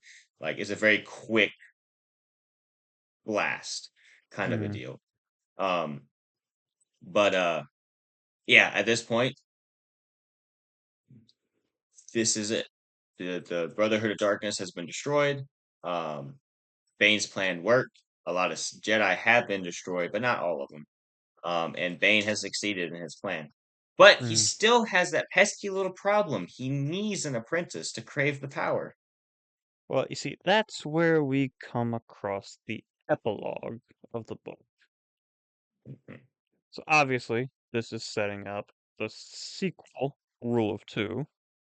Um, but basically, the epilogue is basically as simply put, there's this girl on Rusan named Rain, and she lost her family in the all the fighting. One of the native species, which we really didn't get into, but one of the native creatures on Rusan had kind of taken her in, was taking care of her, and Jedi troops ended up killing this creature, and this girl Rain killed the Jedi, and that this is at this point is when Bane stumbles across her, and basically, you know, hey, you're my apprentice now, you know. Yeah. So He that's kind of where it leaves it for mm, the sequel. yeah. Now, I do wanna mention, you mentioned her name being Rain. Uh I think she goes by Rain, but her name is Xana, which might be yeah, a little bit more familiar to people who know more of the lore, or a little bit yes, of the lore. yes. Um, So that's where now, we will pick up when we talk about the mm, next book. now But that's where this book ends. one thing that I thought of in this book, and maybe I'm thinking too deep about it, but the rule of two, is it rule as in like, rule as in like law, or is it rule as in like, a king rules over a country, or is it a double meaning? It's probably a little bit of a double meaning. I would assume that it's probably with like Bane's thought of it, because he's even made they even talk about at the end of the book. He wants to take revenge and destroy the Sith, or the Jedi. He Mm, wants to destroy the Republic. But he even makes the comment, he said, but it may not be part of my lifetime. He's like, it may take years, it might even take longer than my life to do this. But this is what I'm like starting or whatever. So that being the case, I feel like it's a thing of it's the rule that the Sith follow. So mm, that kind of a rule. But he is looking forward, and whether he meant it as this or not, he's looking forward to one day there being a rule of two Sith. mm, So probably a little bit of a double meaning, but yeah, in his case, it probably was just the one set of meanings yeah, like for it. rules and law. Yeah. Yeah. Now another Now I thing will too. say, go One ahead. thing, okay, one thing I do really appreciate about, well, really like the traditional Sith in Star Wars, and you especially see it here, is Mhm. they're villains and they're unapologetically evil. Yeah. Like Hmm. that is one trope I'm growing to absolutely hate in like modern Hollywood and stuff, is Hmm. not every villain needs to be redeemable. Hmm. There's a point that we glossed over in this book, but when Bane is dying from the poison, to get to the healer, he kills a family, Mm, two kids and a father, so that he can draw on the dark side more to be able to sustain himself long enough to get to the healer. mm. Also, he makes a point to kill the kids first Yeah, in front of the because father. that just fuels the dark side more. Yeah. So, But yes, like you the said, irredeemable. yes, and that's one thing that is missing from like a lot of like villains. Like, Hmm. okay, I know, getting off topic from Star Wars, but let's take Thanos as an example. Hmm. In the comics, Thanos' whole goal is to just impress Lady Death. Yeah, that's Basically to why he just wipes out half the universe. basically to just get with this girl. I mean, it's like the theme, the embodiment of Yeah, death, but still, yeah, as weird as that is, that's basically what his whole goal with all this is. yeah. And then they take it in the MCU and try to make him have like a somewhat like justifiable goal. I mean, he's still evil with wiping out half of the universe. Like, Hmm. if you have the Infinity Gauntlet, there's other things you can do, but still, They're trying to do that, and they try to do that a lot in Hollywood nowadays. It's like But one of the things you think about, like, okay, look at the movie like The Dark Knight, right? Why mm, is the Joker such a great villain? They mention it. Some men just want to watch the world. Some people just want to watch the world burn. mm, All he wanted was chaos, and he got that. That was literally the whole mm, entire goal. There was no underlining plan, like thought with like Thanos you're talking about, right? If he has the Infinity Gauntlet, he could double resources instead of taking away half of life. mm, That's something that's been brought up multiple times. But in the Joker's case, you can't really find a flaw in his plan because his plan is only meant to cause chaos. mm. So there's no way you can find And a flaw in it. again, I know. Okay, we're in Star Wars.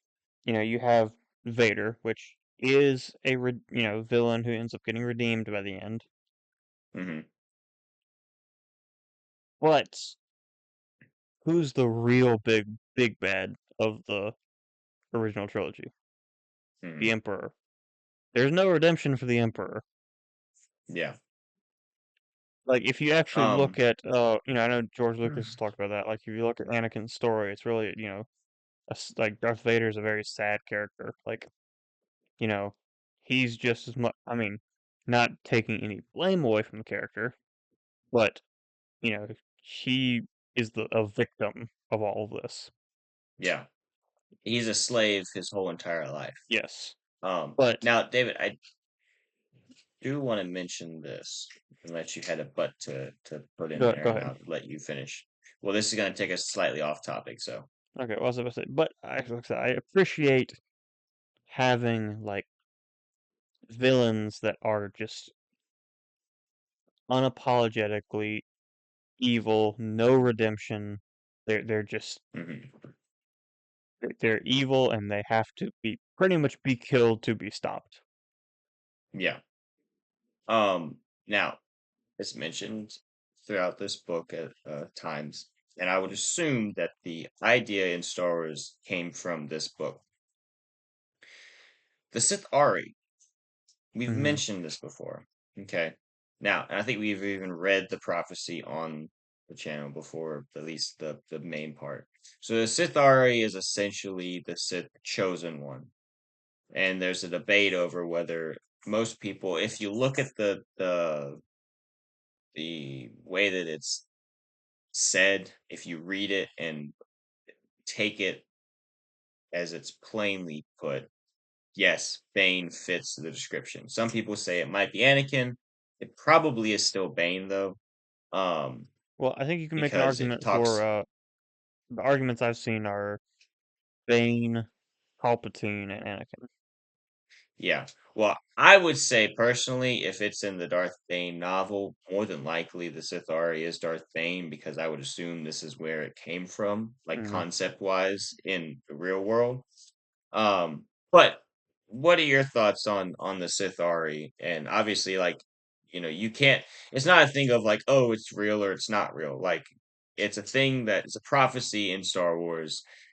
The chosen one is a prophecy in Star Wars. Obviously, that's real. So, like, this is obviously something that is real. Who do you think necessarily fulfills that prophecy? So I know the argument with Anakin really comes from a place of, you know, oh, it's the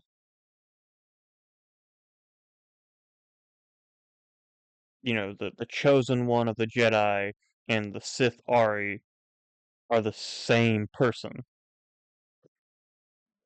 You know, basically it's like the Force is the Force no matter no matter where in the Force you are. Yeah. I get that argument aspect of it, but it's you have to do a lot of stretching to apply it to either Palpatine or Anakin, Mm. and obviously, uh, I don't know if it originally came from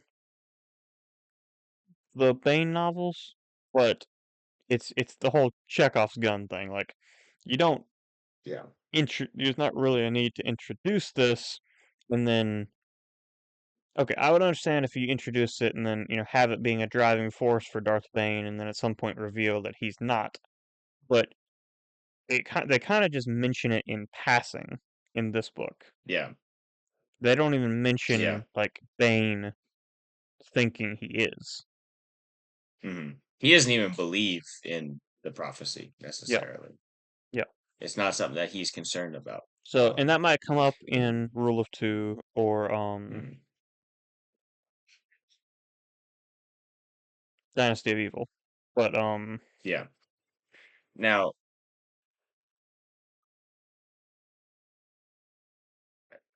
oh, that's what I was thinking. How is it how is it like when people argue for it? How does it pertain to Palpatine? Because I've not heard that before. I think it's basically just that because Palpatine actually succeeds in the Sith Grand Plan. Okay. Okay. I think that's basically it, but it takes stretching because I don't. It's in the book somewhere. I don't remember where it is. The whole prophecy. Um,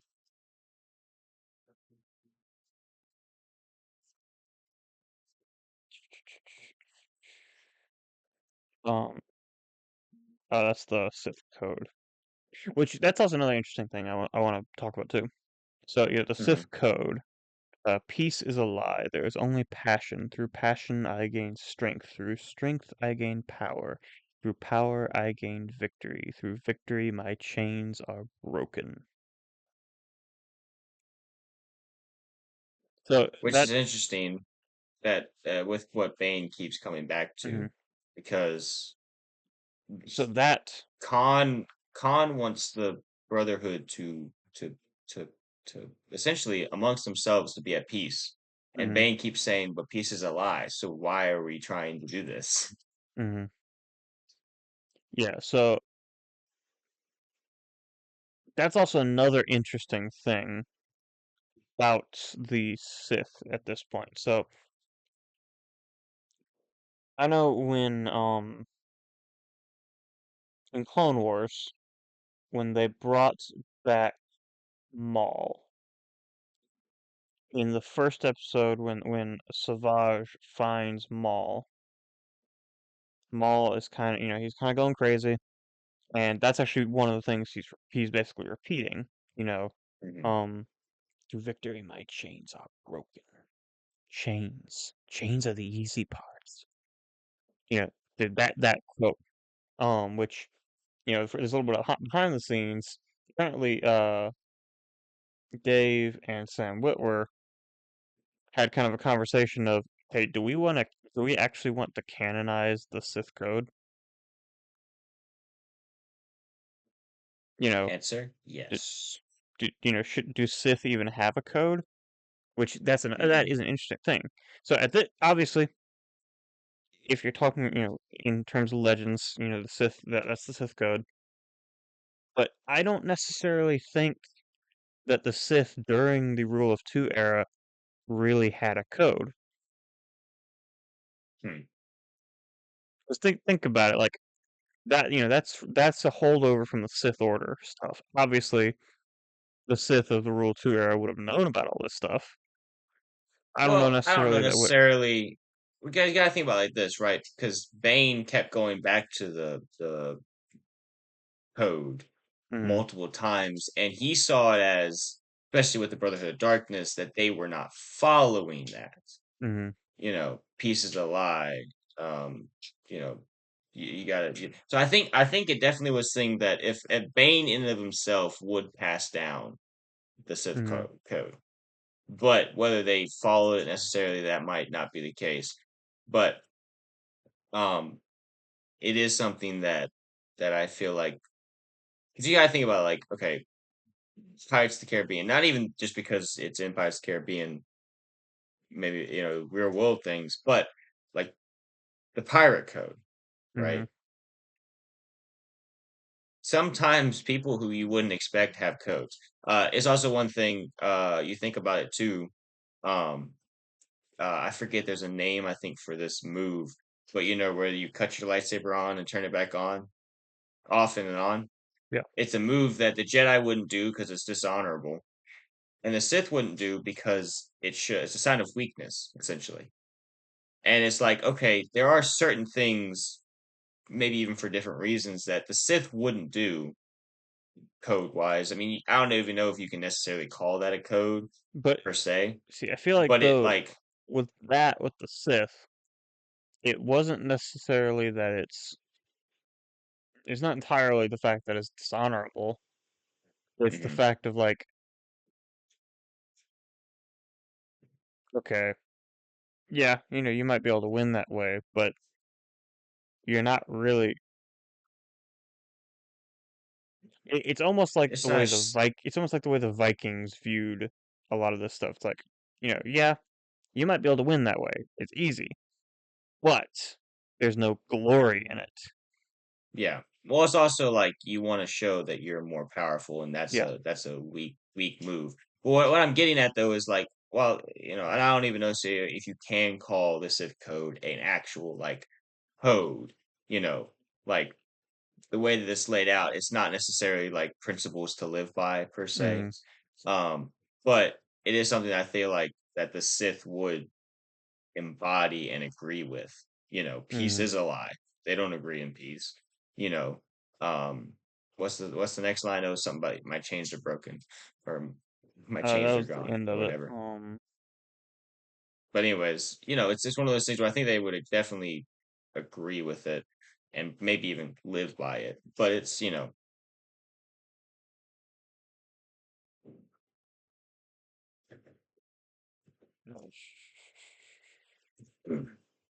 I was just there. peace Where is a lie. There is only passion. Through passion, I gain strength. Through strength, I gain power. Through power, I gain victory. Through victory, my chains are broken. Yeah. So I feel like that's definitely something that would embody the Sith. Peace is a lie. There's only passion. So passion is how they gain their strength because they don't believe in peace. Like being like a Jedi. Jedi believe in being at peace, showing no emotion. The dark side, they need passion, they need rage, they need stuff like that.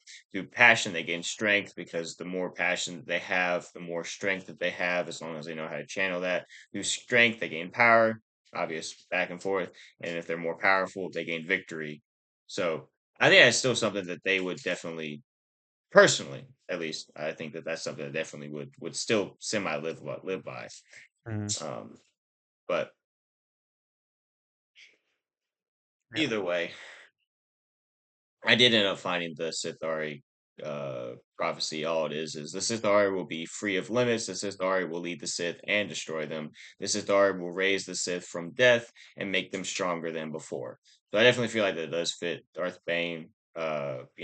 There's multiple times as we're seeing him grow that he just seems like he has no limits whatsoever to power. Um, he leads the Sith. That's a little bit less of something you see, but he does destroy them. And Mm-hmm. he raises the Sith and makes them stronger than they ever were. So Which that's why I don't really think it fits Anakin because, well, for one thing, he never led the Sith, and yeah, two, he also didn't, raise them back up. yeah, yeah. I mean, you can So even say like maybe he helped, but he never destroyed them and then raised them back up. So yeah, in that order. So yeah. Um. it's obviously this is the start of the Rule 2 era, and basically from master to apprentice, it's a direct line all the way down to Palpatine. Mhm. Now that direct line is very hard to follow, being that there's not a whole lot that happens. We will get into the events of least Darth Bane's life and obviously his apprentice after that. But there's a bunch of there's very little known between Bane and uh who's Palpatine's master? Not Palpatine. Who's Plagueis's master? Um, Uh, Darth Vitiate. No, wrong guy. It starts with a V or something, right? hang Darth on, Venomous. Venomous, yeah. Darth Venomous. So we know about that, and I think we know about one or two masters before that who did something, but there's not a whole lot known. But it's because they're supposed to be in hiding, to gain power and enact Hmm. revenge. So not a whole lot's known about that, which is kind of why I think the Acolyte tried to do what it did, despite the fact that it. Bleh. But anyways, Rule of Two, and what'd you say the last book was called? Dynasty of Evil. Dynasty of Evil are books that we will be reading in future months, probably. So if you enjoyed this book, actually, let me say this: go listen to this book, read this book, however you care to go about Mm-hmm. doing it. It's a great, great read. Um, I have honestly loved all the Star Wars books that we've read so far. But I would say this and the Plagueis novel are probably my two favorites. Um, but this is a really good book. Like we said earlier about how you don't really have a hero. It's a different style of a book. And so it's a very interesting thing to read through, and also just how you sympathize in a sense, how you sympathize with the character despite the fact that he is by the end of it irredeemable. You know, Mm-hmm. you still kind of understand where he's coming from for a lack of a better way of putting it. Um, but anyways, David, if you don't have any other thoughts, I'll go ahead and send this on to an outro because we've been recording for a while. Yeah, you can go ahead and sign us out. So, Yeah. all right, we're both about to have a stroke, but David can have it first. I don't know. Um, with that, thank you for sticking all the way down to the end of our episode and listening to everything. Hope you enjoyed it, and join us in next time on X-Wing Radio for some other topic about Star Wars because that's what we talk about Clone here. Wars Season 6. I think Some is other what. topic about Star Wars. Yeah. Some other season. Some other stuff. Yeah, Star Wars. Galaxy. Far, far away. Enjoy. Yes. Now this is podcasting. I hate you so much.